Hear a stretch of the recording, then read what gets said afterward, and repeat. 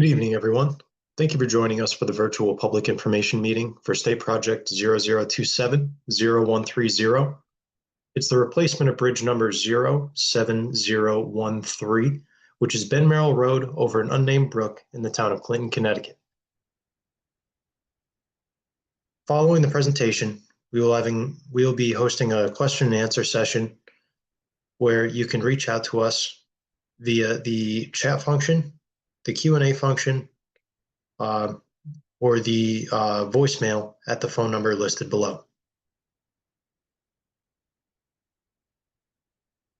A recording of this presentation will be posted after the live event.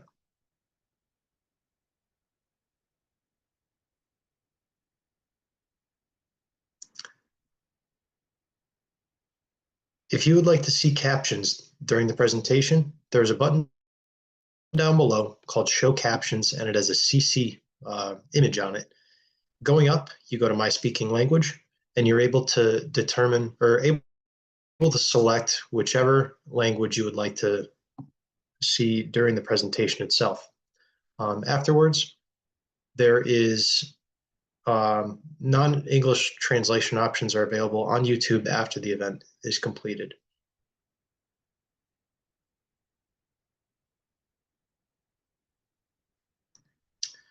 My name is Andrew Shields. I'm the project engineer for the project in question, and I will be your MC this evening.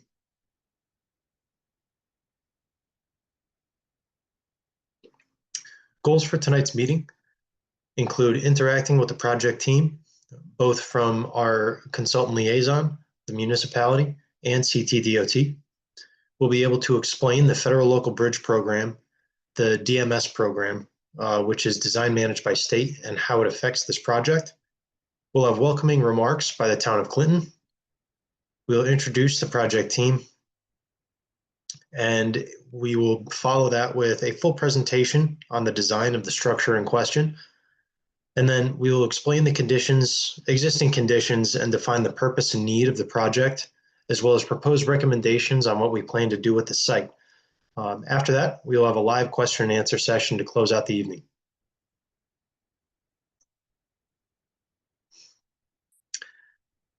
This slide is Title VI. No person shall, on the basis of race, color, or national origin, should be excluded from participation or subject to discrimination in the development of this project. We highly recommend that at the conclusion of this presentation, you either click on the link down below for the post-meeting survey, or select our or scan our QR code to be able to take the survey. Further civil rights information on Title VI is at the link below the QR code. A recording of this presentation will be posted to CTDOT's YouTube channel after the event, and that will permanently stay up on YouTube. Closed captioning, including non-English translation options, are available on Zoom and YouTube.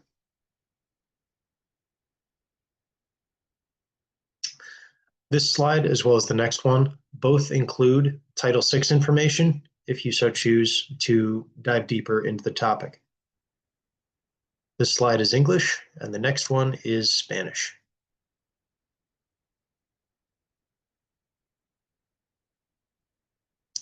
So, following the presentation this evening, we will get to the Q&A portion of the evening. At the bottom of your screen, you will see a Q&A button, just as we see on screen at the top of the slide here. When you click on that button, the Q&A window will open as seen on the right hand of this slide, and all you have to do is type your question or comment in there, and the project team and I will be able to answer it live during the session. And again, if you have any questions after the presentation, we are more than happy to address them during our 2-week comment period following the presentation.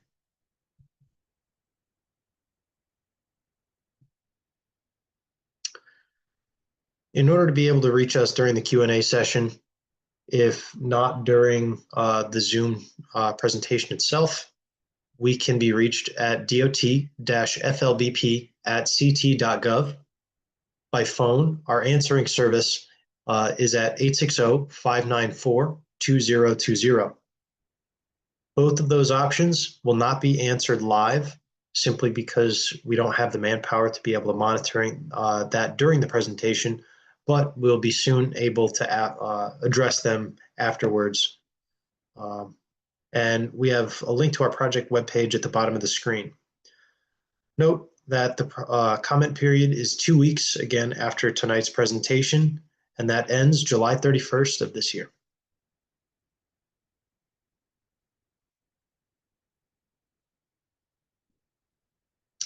So the funding for the project, the traditional Fed Local program used to be 80% federal funds and 20% town funds for the design, rights-of-way, and construction phases of the project. Now, with the DMS program, we're able to have the funding of the project be split between 80% federal and 20% state funds. Design is now at zero cost to the towns, and the design is also full partnership and coordination with the town at all milestones of the project.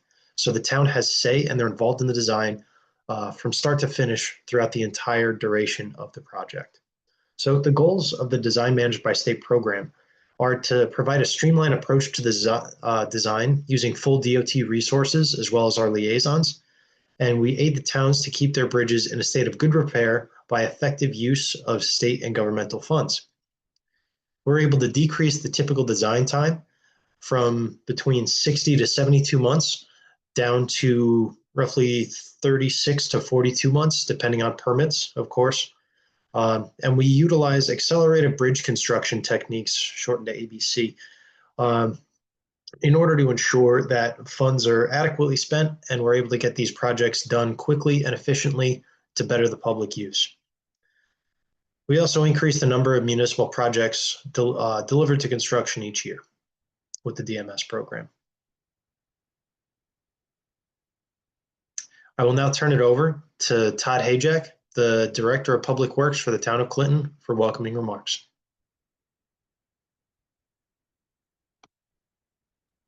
Good evening, everyone. Just want to welcome you here.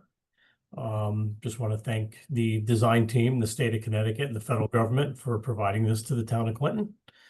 This is one of 3 projects that we're utilizing the DMS program. Anybody who does have questions, I would encourage you to reach out to the team, but you can always contact me at Public Works and I can relay the questions if I can't answer it myself. So we'll turn it back over and get into the good stuff. Thank you again. Thank you, Todd. So our project team for the evening, our Division Chief of Bridges, who's not with us this evening, is Derek Lassard, followed by our supervising engineer for the FLBP as well as the SLBP program is Mark Burns. He is at another public info meeting this evening. I, Andrew Shields, am a project engineer for the Fed Local and State Local Bridge programs, and our right-of-way division is supported by Malcolm Thomas. He's our right-of-way coordinator for this specific project.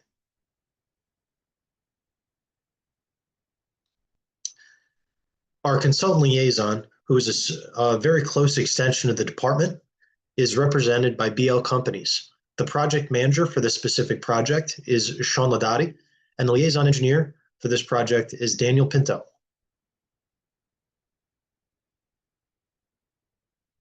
So, Dan, the floor is yours to take it away for tonight's presentation.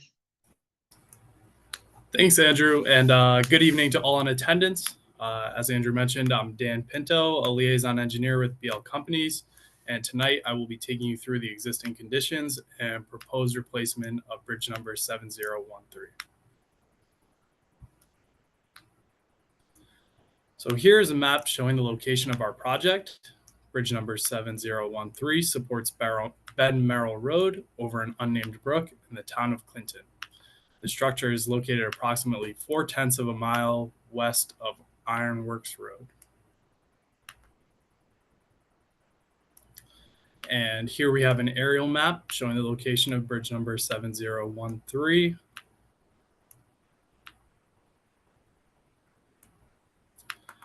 On this slide, we show the typical bridge components of a culvert. Culverts convey flow beneath the roadway and embankments slope into the end wall and wing walls. The pipe invert is the lowest point in the culvert where flow occurs. The Connecticut Department of Transportation inspects all structures over 20 feet in span length on a biannual basis and compiles a report highlighting any structural concerns. In the report, structures are rated on a scale of 1 to 9, with 1 being imminent failure and 9 being the best, excellent.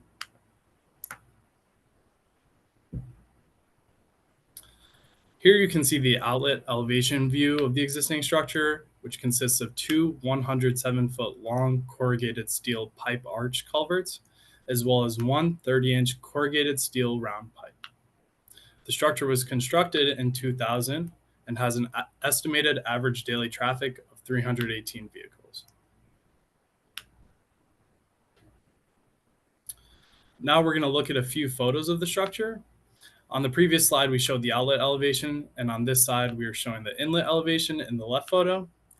And the right photo is the east approach to the bridge on Ben Merrill Road.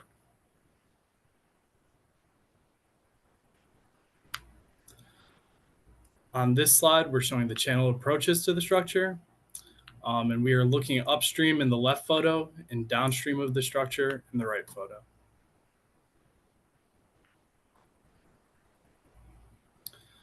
The purpose and need of the project is to address the structural deficiencies of the existing structure. As mentioned previously, bridges in the state of Connecticut are inspected every 2 years at a minimum. Per the most recent inspection report, the culvert is rated a 4, classifying the structure as being in poor condition. This is due to the light to heavy laminar rust with pitting and thinning, scattered perforations, and significant distortion to the bottom plates. The round steel pipe exhibits inward dents, and the outlet is perched.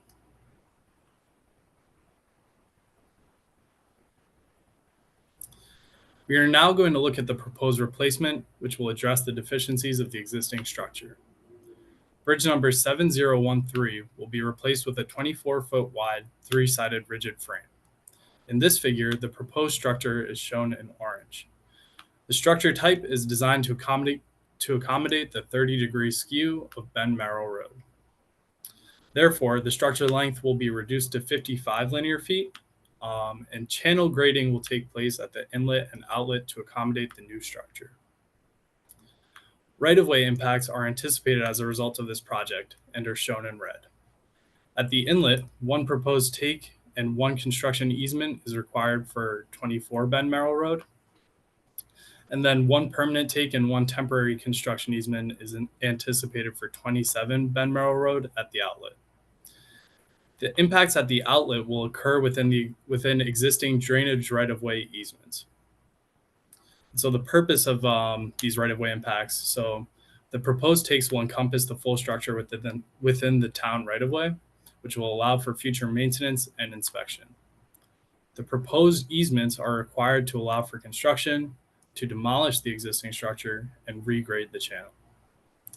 In yellow, we see the limits of reconstructed roadway, and in light gray, we see the roadway to be milled and paved. In dark gray, we see driveway apron reconstruction.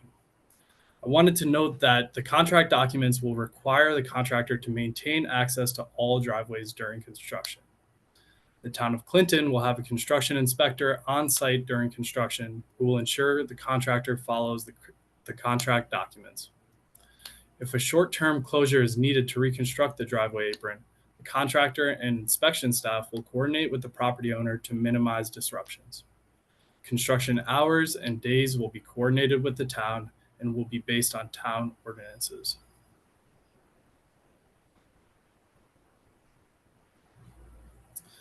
This is our cross-section view, where you can see the 10-foot travel lanes with 2-foot unstriped shoulders in each direction of traffic on top of the structure.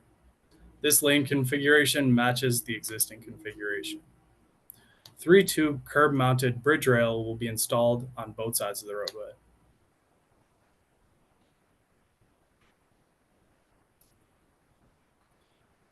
In this slide, we have the inlet elevation view, where we can see the 24-foot wide 3-sided rigid frame in orange, which has a 5.5-foot opening in the center of the structure, allowing for future inspection.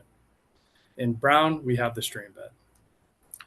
Here you can also see the 3-tube curb mounted bridge rail, which as I mentioned before, will be installed on both sides of the structure.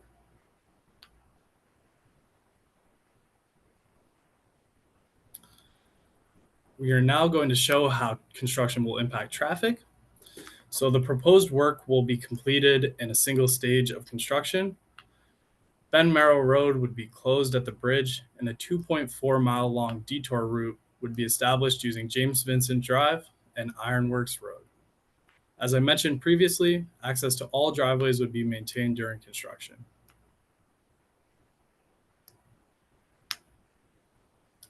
Now we will take a look at the utility, permitting, and right-of-way needs of the project. For utilities, no impacts are anticipated. In terms of environmental permits, we're anticipating the U.S. Army Corps of Engineers General Permit, self-verification, and then the Town of Clinton Inland Wetland Permit. And then, as I described earlier in the presentation, we have right-of-way impacts consisting of 2 partial property takes and 2 temporary construction easements. At this point, I will pass it over to Malcolm Thomas with CTDOT right-of-way. Great. Thank you, Dan. As mentioned, I'm Malcolm Thomas. I'm an assistant project coordinator with the department's rights-of-way division. Our office is responsible for acquiring necessary property and property rights for transportation projects throughout the state. I'm here to provide a brief overview of our acquisition process. As mentioned, this project will require the acquisition of property and property rights. As the design progresses, those specific impacts may change, and any property rights will be acquired in accordance with the Connecticut General Statutes sections 13A 73 and 13A 98E, as well as the Uniform Act. It's important to note that the state will only acquire property rights that are deemed necessary for the project. Once all impacts for the project has been determined, the right-of-way acquisition process will begin. Impacted property owners will receive a formal letter of intent along with a property map which depicts the exact property rights to be acquired. Our office will determine fair market value of those property rights, which will be used to establish an offer of just compensation. That offer will be sent out to property owners in writing, and a right-of-way agent will be available to meet with those impacted property owners to explain the project and go over specific impacts to their property and explain the state's offer. Property owners typically have 30 days to consider the state's offer and enter into negotiations. Once an agreement is reached, the department will prepare all necessary paperwork to record the conveyance documents and property maps on the town's land records. In the case of agreement cannot be reached to keep the schedule of the project, the department may acquire necessary property or property rights through its power of eminent domain, which the state files a notice of condemnation in the Supreme Court along with the monetary deposit of the state's offer. The owner will have 6 months from that date to file an appeal if they feel the state's offer was inadequate. Whether or not the owner chooses to appeal, the money will be deposited in the court and will be available to be withdrawn by the owner at any time. I can answer any questions regarding right-of-way during our Q&A portion of tonight's meeting, and I'll bring it back over to Dan to continue our presentation. Thank you. Thanks, Malcolm. To wrap up the presentation portion of tonight's meeting, I will go over cost and schedule. The opinion of probable construction cost at this time is $4 million, with funds already obligated to the project. And so we anticipate construction to begin in the spring of 2028 and for construction to be completed in the fall of 2028. The duration of specific construction activities will be dependent on the contractor's means and methods. The contract documents will limit the contractor to an allowable number of calendar days to complete the work. And with that, I will hand it over to Andrew for the Q&A portion.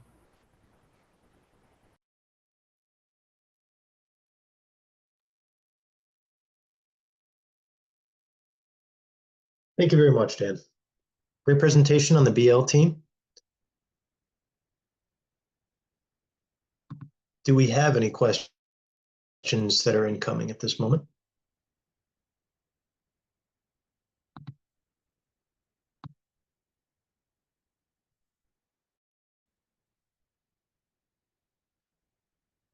Hey, Dan, I did get an email this morning about a question from an abutter. How will DOT ensure access to driveways adjacent to the construction sites? Thanks, Andrew, and thank you to the resident who sent that question. Just 1 second here.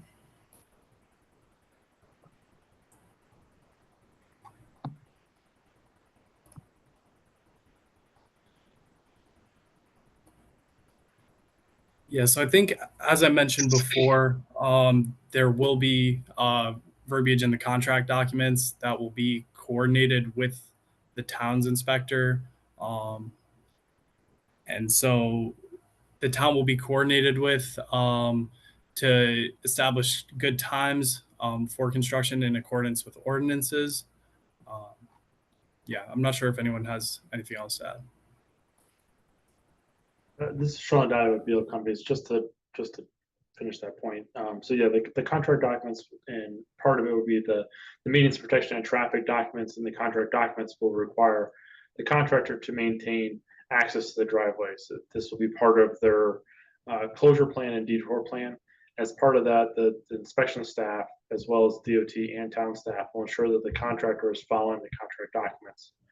As Dan previously noted, if there is a need for a short-term duration closure to repair a driveway within the project limits, that will be coordinated with the property owner to ensure minimal disruptions to that property owner.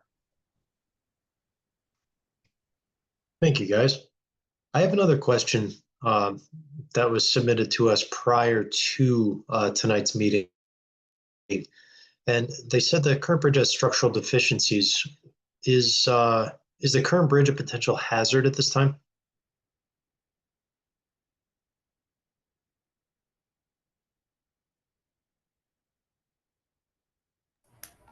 Yes, I can take that one. So regarding the condition of the bridge, like I mentioned during the presentation, the department inspects all structures over 20 feet in span length on a biannual basis and compiles a report highlighting any structural concerns.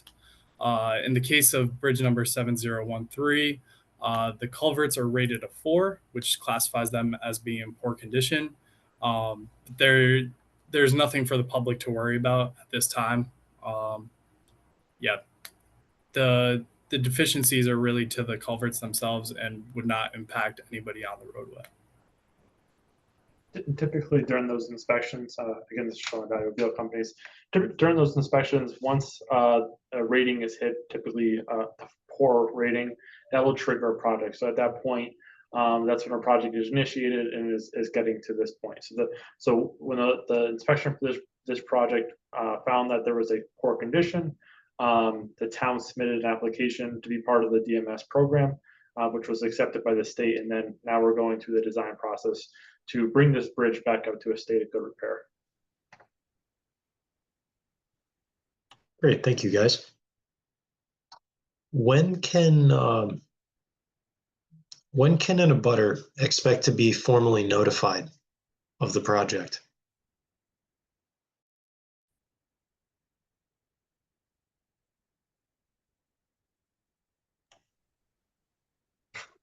Of the project itself, the butters were notified as part of the right-of-way, or sorry, part of the VPIM package. So letters were sent to all budding properties. I think Malcolm, I could pass to you for when a property that's being impacted by right-of-way would be notified. Yeah, property owners being impacted by right-of-way needs, they'll typically receive the formal letter of intent to acquire, which will be roughly, I believe, around the 60 to 90% stage of the design plan. I'm not sure how far off that is from today's date, but probably in the next 6 months to a year, they should receive initial letter from us with the property map depicting the acquisition areas. Great. Thank you, Malcolm. And to add to that, we're currently, I wouldn't even say the 30% mark for design plans, which is why we have this meeting. It's early on enough, so if there are concerns raised by the public with the design or what we have proposed, it's early enough so that we can tailor the project to better suit the community's needs. What effects can abutters expect from the project?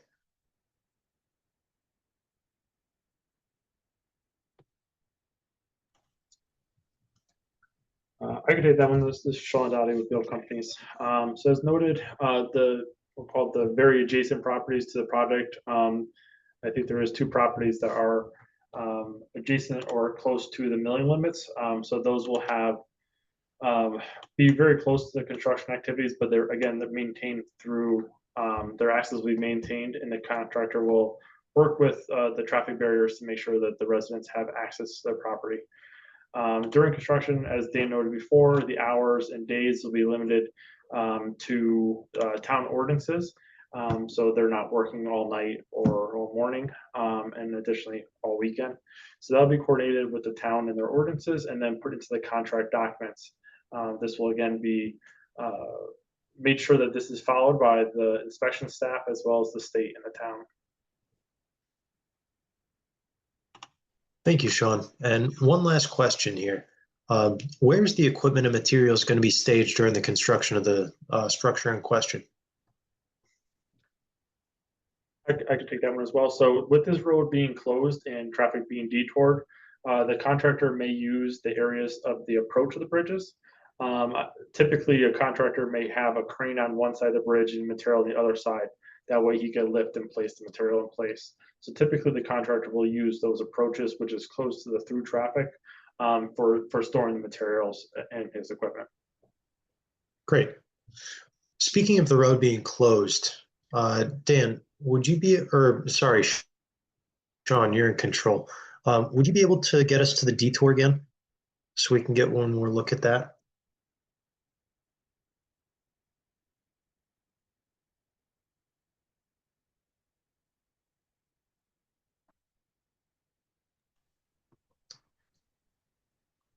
So it looks like we have about a 2.4 mile detour around Ben Merrill Road, which shouldn't be more than a 5-minute detour. At this time, that distance is for that full circle too. So obviously, if you're going to Route 81, you'd have to kind of go around. Or if you're going down Ironworks, it could be a shorter duration. Typically, we measure it from like kind of one side of the approach to the other side of the approach. Thank you, Sean. At this time, I'd just like to put another feeler out there. Are there any questions from our attendees this evening? Any further questions?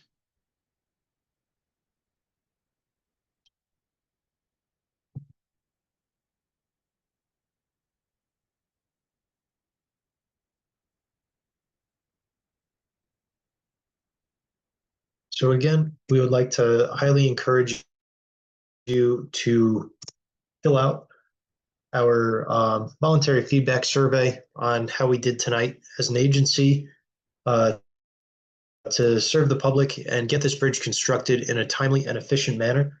After tonight's meeting, if you'd still like to submit a question to us, our comment period is open for 2 weeks from tonight. So that ends July 31st, 2025. If there are any questions, comments, concerns, we are happy to address them, as all we're trying to do here is make the public roadways safe and efficient for all those who use them. So with that being said, that concludes tonight's public informational meeting for for project 27130 in the town of Clinton. So everyone, thank you very much for taking the time this evening, and we look forward to working with you and getting this project done. Thank you very much, and have a good night.